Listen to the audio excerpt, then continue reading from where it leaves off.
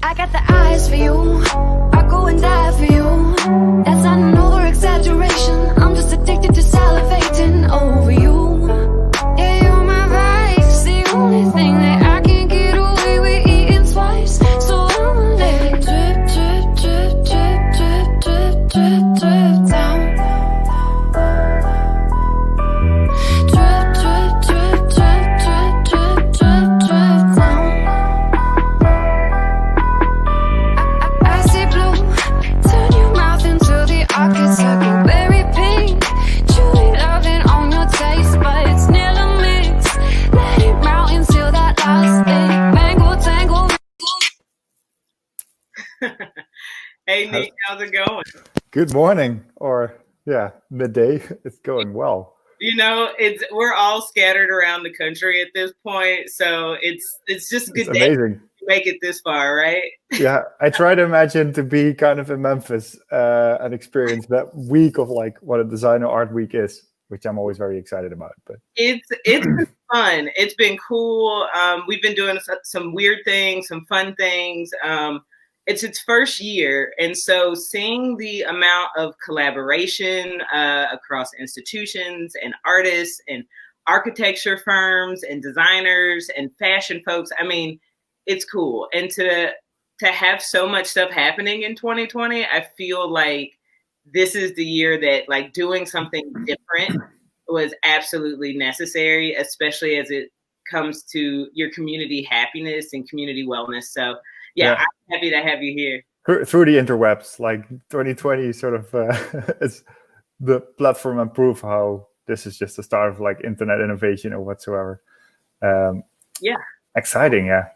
Yeah, it really is. And I mean, that's the way that you and I connected. And I think if we weren't even, if we weren't in the pandemic, we wouldn't have made this connection. And I think it's for a lot of reasons, really, that we can get into just in the course of our conversation. But I think technology and innovation are huge. Let's start off, because you and I just jumped into it. I think the sorry, really relax. No, it's fine. We just pretend as if we know each other forever as well, but we just had 1 hour meeting, right? Like a month ago. Right. People just walked into their living room like, are we in the middle of their FaceTime call? Yeah, sorry, let's get serious. So starting off, I don't want to read a bio or anything because I think artists and creatives wear so many hats that it's better for them to explain who they are. And you do some really cool things, both in fashion and sustainability, as well as just doing things that are different and innovative. So tell me and tell everyone who you are. Yeah, so I'm Niek Pulles. My studio name is HEYNIEK, and that started actually at Design Academy Eindhoven, where one of our teachers said, like, yeah, you have to sort of like start branding yourself or think about a name that you want to be, you know, when you're a designer or an artist. And as a kid, I always said hey to everyone, literally out of my, like, since I was 3, able to talk. So I was like, HEYNIEK, it's just going to be it. And it doesn't mean anything. It's just me. And I'm the person that reaches out to everything and anything happening in the world. In this case, the world of design, art, and innovation. But at school, I was always like, I couldn't really land in like a specific genre. So I was always like scattered around and everywhere and like doing bits and bobs. And people always said to me, like, that's not the best way to do it. You know, pick a lane and go for it. But in the end, when I graduated, I just still felt like I'm an all-rounder. I want to do everything. I want to do video, I want to do innovation, installations, material. And I just started my own company in Eindhoven. And that went pretty well, like, of course, with zero budget and zero money. The first 4 years, I anti-squatted and I was making $100 a month. Okay. But suddenly I built up a portfolio and sort of, you know, actually got clients and like more commercial jobs. And then I moved to Amsterdam, and then I reached sort of like more people and like expanded my network. And then after, let's say, fast forward 7 years, I also was teaching at design academies and like art schools. And then out of the blue, I got a phone call from Nike, and they said, like, would you ever consider moving to Portland to become a material designer here in an innovation team? And I was like, hell yeah. Right. No clue what it meant at that time. So I was like, yeah, Nike's calling. I actually never, of course, heard of Nike, but never heard of Beaverton or Portland. So it's like going here, like 12 hours flight. Right. I think most people assume that because of the brand and how cool it is, you're like, oh, that's in LA or that's in LA, New York, or like exactly. Never heard of Portland, seriously. Yeah, you were headed a little bit up more north. Yeah. And now working here, of course, I should have paid more attention. Maybe as a kid, there's plenty of moments where you see made in Beaverton or whatsoever, but the name Beaverton never said anything to me. Anyways, jumping into this whole new American adventure at a company that's like next level innovation and still learning every day in a whole new world of material design and footwear, but still creating some sort of a hybrid role within Nike is super exciting. And I still like to practice sort of my artistic views on things and just be abstract, but then obviously do my, let's say, 9-to-5 job and be productive at Nike and work on innovation and material design. And one of the things when we first talked, and you're getting to this, and I love that, is that you said, we just got to embrace our weird, right? Like you just really owned that term, which I feel like led through how you got to this point. It was looking at those materials and being like, I'm gonna create something. So like, tell me more about that, like the weird, like how that mentality and embracing it really just drove you through these different kind of design and education as an educator, then into this opportunity with a major brand. Yeah, I mean, I think explaining the word weird is different because everybody has their own opinion on weird. Like I dated girls and they all thought I was weird, but that's okay. Anyways, I think for me, the weirdness is more in like the being liquid and organic and just moving back and forth. And for some people that's scary or like intense, but for me it worked. And for me, it's a standard and normal. And I might find somebody who stays in the focused position forever weird, like the fact that I embrace being organic and liquid and just touching all kinds of subjects and learning and being the sponge. There's so many new stuff to be learned every single day. Yeah. That almost weirds you out. Like I'm literally, and especially now with COVID, reading so much and connecting to so many people that my head is just exploding. And that is a weird feeling, but it's also a magical feeling of like, I've never had so much like reach of knowledge and like connecting to people. And it's almost this, I don't want to call it an enlightenment because it's been a very strange time also with protests. But there's an energy going on, like, wow. Sure, I get it because you're right. It's the irony that actually taking us out of space brought us closer to people. I think we almost had so many distractions almost that when we were forced to be at home, we really dug into the depths of technology and our own basic needs as humans, right? Like we're like, hey, I actually do need community, but what does community mean now? Like community now, you go search for it online. I think so that enlightenment, I totally get it because there were so many different aspects that were just starting to happen because of COVID. Yeah, for me, it was more a moment of like when it all happened, it was scary and like you're protected to family and friends. But at some point, I think after a month, it calmed me down. Like I'm a very outgoing person. I like to go to the club. I like to go dancing. I like to go hang with people and actually physically meet people. And suddenly I was locked in and worked behind my desk and computer for like 8 hours straight. But then sort of this whole calm thing entered. And then now fast forward 6 months, I'm like so energized of like connecting to you and like connecting to all these people around the world and figuring out timelines and learning. And it's just the beginning, like who knows how long this will take, but I think we're all finding our way and it's difficult. And it's I'm very fortunate to have a job and amazing people and knowing that my family in the Netherlands is healthy. But I keep trying to look at the positive side of it, and mainly the connection is amazing. Like I can give you hundreds of examples of people I connected with the last few months that I can highly recommend. But I'll do that later.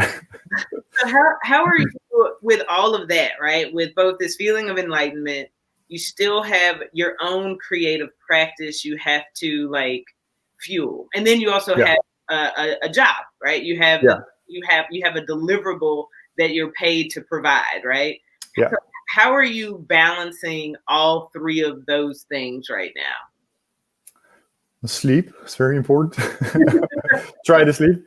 No, I suddenly realized, because of this sort of what I just said, like calming down, there's this sort of hyper focus, even though there's still like the distraction of Instagram or whatsoever. Right. But I feel way more focused.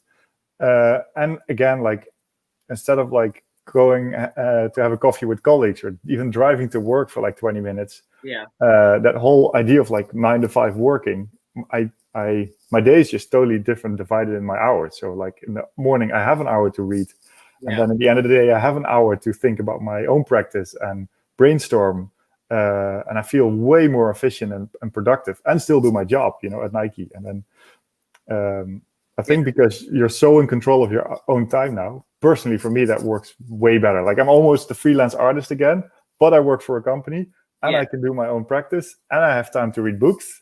Yeah. And connect to everybody. Like, I mean, the workplace is going to change so much. And I know we've read that and seen that and said that there's this new normal that we're basically moving into because of COVID, right? Because people have gone home, and you get that sense of freedom to, I do meditation in the morning, and I do meditation at the end of the day. And I used to not focus on my need for that, right? And so this wellness piece came because of being trapped at home and realizing, oh, I can have a schedule that makes sense. And it's not interrupted violently by a bad driver or something that could happen at lunch, right?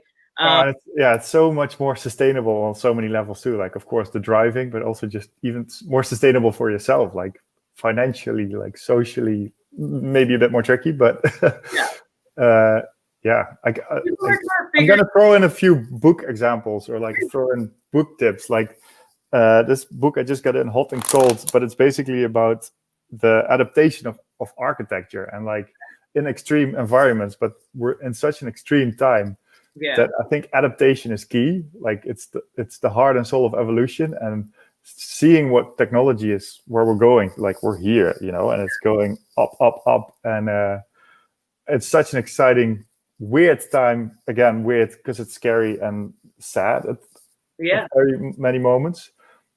But it's amazing that we have that counterpart of like energy and excitement and being there for humanity. And I've been like getting coffee table books and these other books because I feel like I'm almost able to study things again. Exactly. Yeah, exactly. I'm studying things. Like, it feels like going back to school. Right. It's really interesting. What was the name of the book again? This book is called Hot and Cold. Okay. By, now I forgot his name, of course, Danish designer. We'll drop that. Architect. Anyway, beautiful. Extreme environments. The other book I, again through Instagram, connected with her, Julia Watson.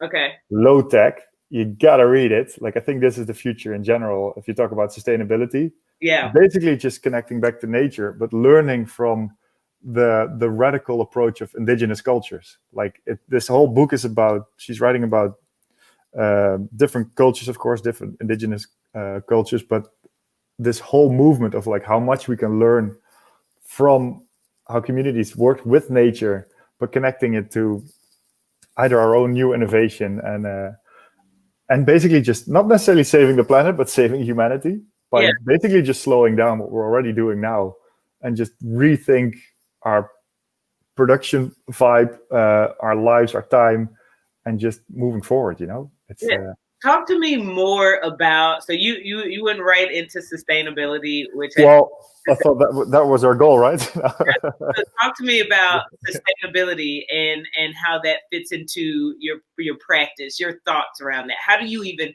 let's just start with first thing, how do you even define sustainability? What is that to you? Well, from a work standpoint, and not like giving away too much, but basically what our campaign is move to zero. And that's difficult to explain because there's so many levels to move to zero, like from construction, from infrastructure, from transportation, and so forth. But as a material designer or just an artist in general, it's for me, sustainable is more like finding a way to make that word kind of more sexy and like that people actually are more interested in it, and B, again, like not necessarily saving the planet, but saving humanity, and reiterate like materials. And it's basically, for me, it's more like this idea of, I'm not sure if you heard of the company TerraCycle, but making trash sexy again, like from trash to gold or trash to treasure. Yeah. And rethinking and reusing materials is for me the main goal. Like there's so many beautiful products that can be recycled, or like even there's so much beautiful ways that we can reuse and re-energize. And with the innovation and machines that we're developing, there's just so much possible. I just sometimes feel that with old economics and old systems, we're not always able to take the risk or take the step to say goodbye to old systems. But right. I think we're in this transition of like new systems, new technologies, and reappreciating that we would normally see as stinky old trash materials that would go into the ocean or the ground and build like fake ski bulbs, but actually reusing it and making it sexy again, like being able to wear it or put it in a car or even build a building out of it, like a sustainable building or And I mean, and I think that's one of the things we see the overall fashion industry starting to embrace.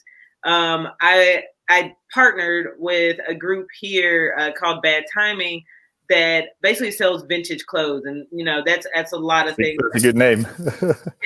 Yeah, writing that down. And this is one of the shirts that we created in our collaboration. And I was up there talking to the guys, and I said, you know, it's really exciting to see this kind of movement into Memphis and this overall movement in general. And we were just talking about how we've thrown away fashion so quickly, like, oh, a t-shirt's old and then it becomes garbage. And there's so many ways we can repurpose and recreate. And actually there's people that want these designs, right? But everything's not junk. So like reimagining material and reimagining purpose and reimagining how the culture can overall embrace it, I think are three big aspects. Like, what are your thoughts around that overall movement around the fashion industry looking more at material and placing more importance on it like you see it? Yeah, I love it. Like, I think Bad Timing is a very good example of like what happens in multiple cities and just keeping it very almost local by local. I think that's very important, and rethinking materials just in the area of like, let's say 50 kilometers or like 25 miles, you know. I've seen it in multiple cities. Like a friend of mine, Harm Rensink in the Netherlands, there's the Dutch Design Week. I'm not sure if you know that one, but it's been going on for quite a while, and it's getting better and better. But they're going through the same phase now. Like, are we doing this offline now or online? And they're sort of doing it 50-50, but they're doing a similar approach of like almost like an interactive exhibition where people are able to bring back their old clothing, but then the whole exhibition explains what they do with the materials and like showing technology, what's able in the Netherlands to reuse materials of let's say bad H&M t-shirts or something, and explaining and creating that awareness, like just invest in better products, right, while we're reusing these materials. And they call it the new order of fashion. Okay. But I think even like if those cities connect with each other, like Bad Timing, New Orders of Fashion, I bet in New York there's stuff going on, in Mumbai, in Shanghai, you know, like if all these cities connect with each other and again through the internet, there's this whole new market created around fashion and materials. I mean, really, it has. There's so many companies virtually and everything else. I mean, it's a rise. Like, but how was that? It's exciting because it's new. Because I like 5 years ago, I didn't thought of this. Like, I know companies that did vintage stores. I thought that was already sustainable. Yeah. But now the fact that they become libraries or they become places where you can hand in your materials, and then they explain the process of making new products out of it, or like better, stronger, and durable. It's exciting and mind-boggling because there's many things coming in the future that we maybe haven't thought of now, and that really excites me. Yeah. Would you consider the Netherlands and Europe to be more advanced in how they look at sustainability and material opposed to the U.S. How do you think it lines up as you move to I'm about to say Memphis, but you can move to Memphis if you want to. When you moved to Beaverton versus being in Amsterdam, how was that like culture shift around sustainability, or was it pretty similar? Well, what I find, what I discovered mainly is that I do feel America is a bit behind in many things, but then there's also these technologies that I've seen here that I've never seen in Europe. So I think we're balancing it out at some point. But when I just started at Nike, for example, my lunch still came in a plastic box, and I was like, no, I can't do this every day as a European. Like, we don't use plastics anymore, like especially not food on a daily basis. You go bring your own lunchbox, or the lunch comes on a plate that you can then wash yourself. Right. And it took Nike also like 3 years to do that. But now, everybody works from home, so there's no trash anymore. But for example, also like infrastructure or cars, like we in most cities, we banned out gasoline cars. Like Amsterdam, the center is only for electric cars and bikes. That's going to happen in America, but because it's such a big country and there's a lot of driving to be done, it just takes longer. I think it's just because of the size, but the Netherlands is so small, and same with Denmark. It's hard to compare because size is so different, but yeah. I think we can learn from each other's technologies. Like, the collaborations will be stronger and better. Yeah. So I don't think it is a race. You could say it's a race, but we should help each other win, Like, we're trying to do a moon mission every year against. That's what I mean. Like, I've been to SpaceX, and I was like, what you guys have here, you could save the planet, technically. Like, what's able in engineering, and like if things are being shared in like multiple countries. I think that's the main key, and I see it in my own team as well. The moment you start collaborating better, understanding each other, and just having this shared economy, that's the dream team, Yeah. One of the things you had on your website was about how you wanted to create art that helped people see the future, how we see the future. I think something to that idea, right? Yeah. And it makes me think about it as you're talking about innovation and technology. One of the things I really started getting into during my studies while being locked in COVID was this idea of innovation and the future in design, right? And so I found you shared a book. I want to share a picture. Yes, please. That nice I know who this artist is, right? And so this is the photo, right? Yeah. And I'd gotten it maybe back in like January. And it was somebody on Instagram, and that's the problem. Like, it was a random thing that popped up on the Explore page because the algorithm knows all my business. And so fed me this artist. It was probably a middle of the night purchase, right? From all the things that Instagram makes you do. And so I've been searching for this profile since I've gotten it, right? So anyways, March happens. But you still haven't found it yet. Still haven't found it. No, I have not. That's why I just did a search and find to anybody that's watching. If you know this artist, please. Have you tried Google Images?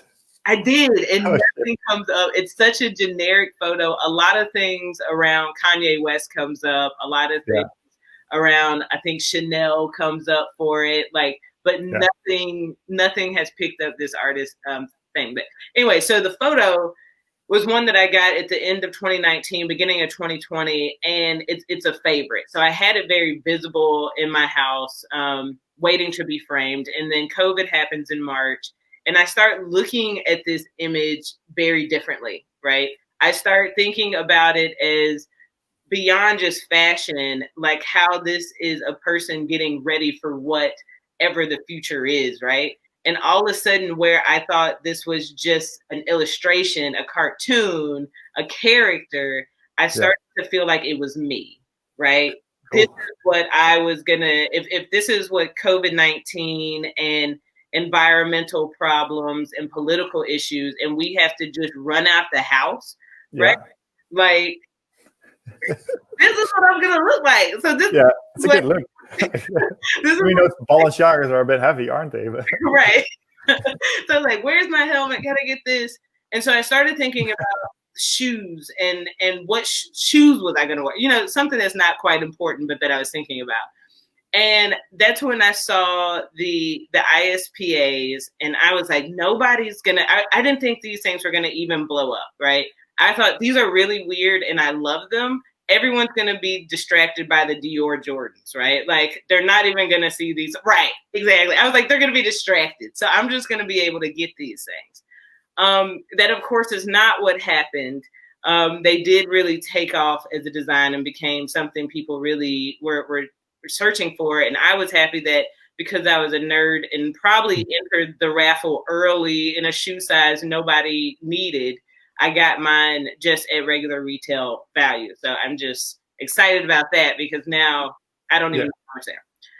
The whole thing I'm thinking about with this is how you created these shoes that remind people of innovation in the future. But you're working with material as well, and you're thinking about sustainability. Was this a design that you thought of because of what we were in, or is it something that you were always truly building in your mind on how to use these type of materials as a uniform almost?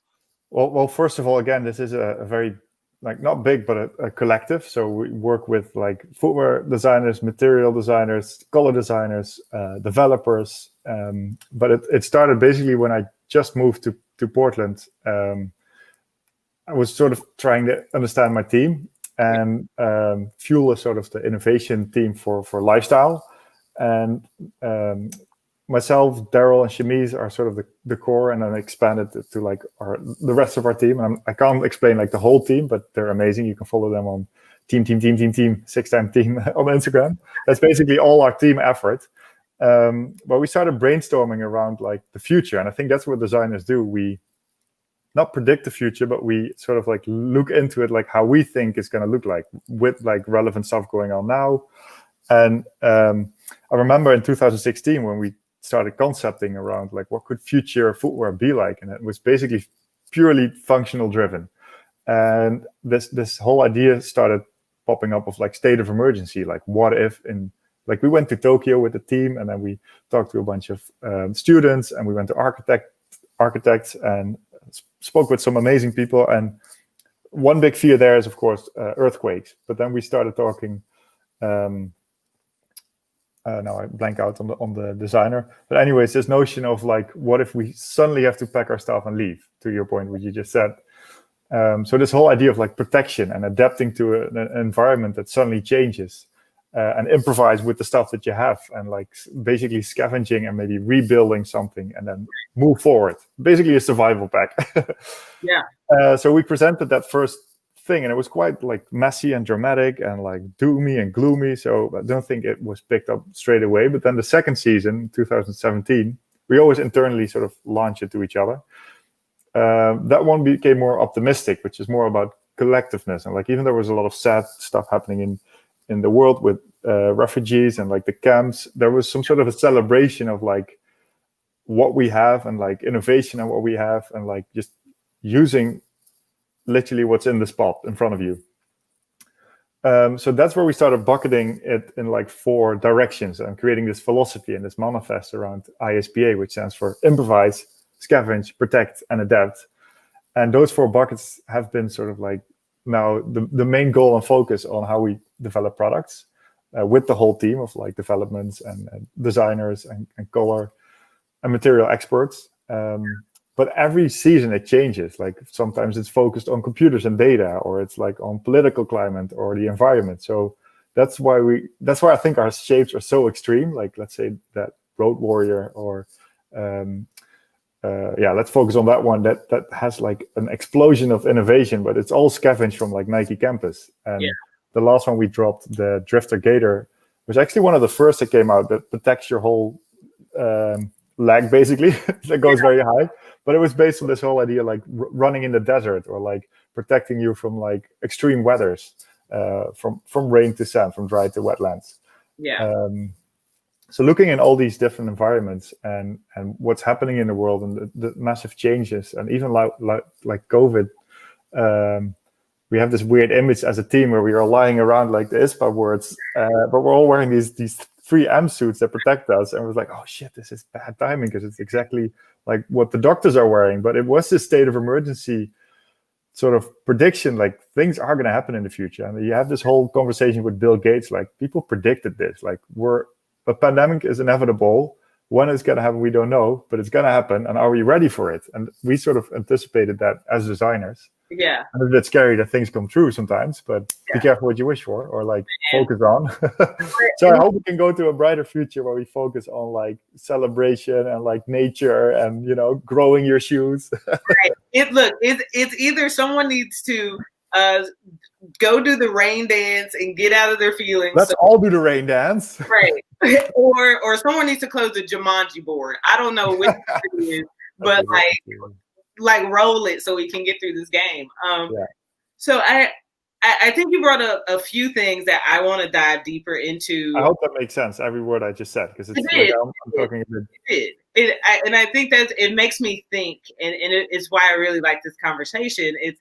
So you brought up different pieces, and I'm just going to name the three things, and you just choose whatever.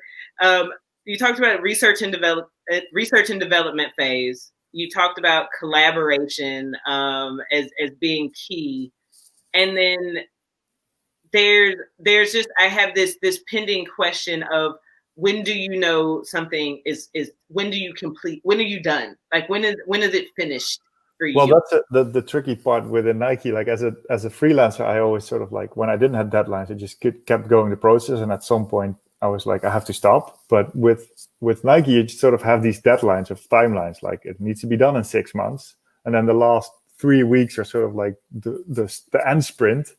But I think for me personally, this pressure is good for me, and like I think within our team as well, like having a deadline and, you know, starting with the story and having 6 months to finalize it and then go into like development and production.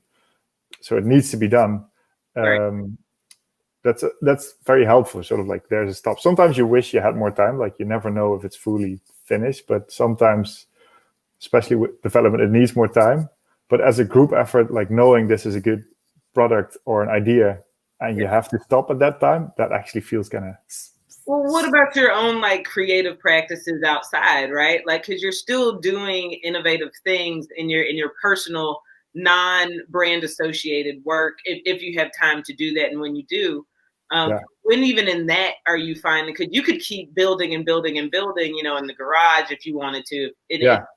Yeah. Well, I think again, for me, the first time I went to Portland and I was like, I need to keep doing what I'm doing. And again, setting myself a deadline. Like I think in 2017, I started thinking of like, okay, I need to start researching stuff for myself again. And how can I do something here? So I set myself a deadline. Like in 2018, let's say February, I need to have an exhibition. I need to find a gallery or a space where I can show my work. Right. I just started doing research and like, just having fun and exploring, and then suddenly 2018 came super close, and I was like, oh, I need to do stuff. So I basically used the whole Christmas holiday to make stuff. And then I had 2 months to prepare to sort of find a location and like making a plan to presenting it. But again, the deadline of like, let's say end of February, I need to present it somewhere online is really helpful for me, because then I just know it's done and I can't do anything about it because it's going into the world. I think that's very helpful, and you'll find out if it's good or bad. Like trial and error is also in our team very important. Like if you fail, you probably learn what